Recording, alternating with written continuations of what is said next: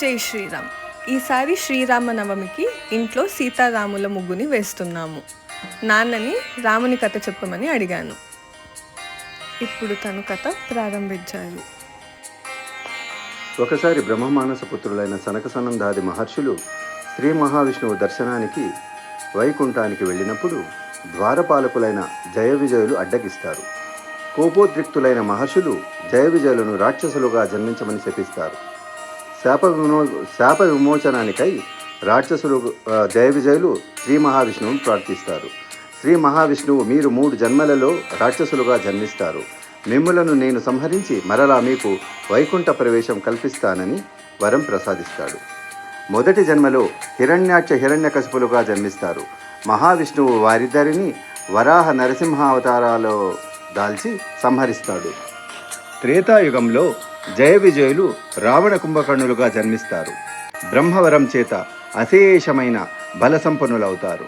ముల్లోకాలను రాక్షస కృత్యాలతో బాధిస్తారు. దేవతలందరూ శ్రీ మహావిష్ణువును రావణ కుంభకర్ణ సంహారాన్ని చేయమని ప్రార్థిస్తారు. శ్రీ మహావిష్ణువు దేవతలకు అభయమిచ్చి పంపిస్తారు. అజమహారాజు కుమారుడు దశరథ మహారాజు. ఆయన అయోధ్య నగరాన్ని పరిపాలిస్తూ ఉంటాడు. దశరథ మహారాజుకు కౌసల్య, సుమిత్ర, కైకేయి అను 3 రాణులు. దశరథ మహారాజుకు చాలా కాలం వరకు సంతానం కలుగదు. వశిష్ఠ మహర్షి ఆదేశానుసారం పుత్రకామేష్టి యాగం ఋష్యశృంగ మహర్షి ఆధ్వర్యంలో నిర్వహిస్తాడు. యజ్ఞం సమాప్తి తర్వాత యాగపురుషుడు పాయస పాత్రను దశరథ మహారాజుకు సమర్పిస్తాడు.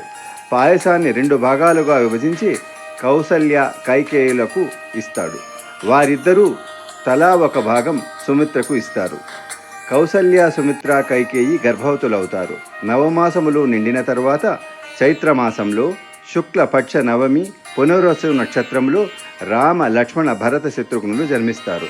వారు దినదిన ప్రవర్ధమానులై బాలచంద్రుల వలె పెరుగుతూ ఉంటారు. విశ్వామిత్ర మహర్షి లోక కళ్యాణం కోసం ఒక మహాయాగాన్ని తలపెట్టుతాడు.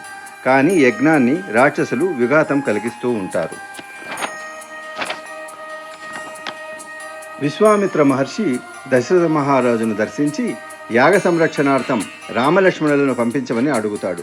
దశరథ మహారాజు, రామలక్ష్మణులు చాలా చిన్నవారు, యుద్ధ విద్యలు ఇంకా అభ్యసిస్తున్నారు, నేను మీ యాగాన్ని సంరక్షిస్తాను అంటాడు. కానీ విశ్వామిత్ర మహర్షి తన పట్టును వదలడు.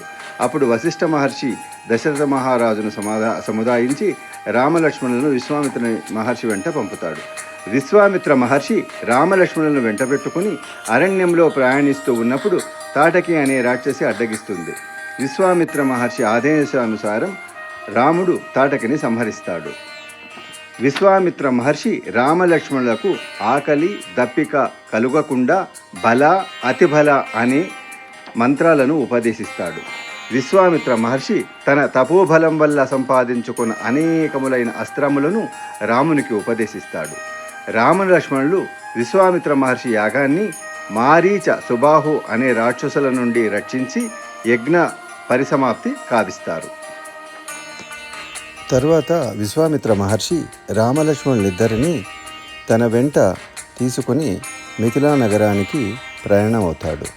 మార్గమధ్యంలో అహల్య శాప విమోచనం కావిస్తాడు శ్రీరామచంద్రుడు. తర్వాత మిథిలా నగరానికి వెళ్ళిన తర్వాత జనక మహారాజు విశ్వామిత్ర రామలక్ష్మణులను సత్కరిస్తాడు. విశ్వామిత్ర మహర్షి ఆదేశానుసారం రామచంద్రుడు శివధనస్సును ఎక్కుపెట్టి శివధనస్సును విరిచి సీతమ్మను పెళ్లి చేసుకుంటాడు.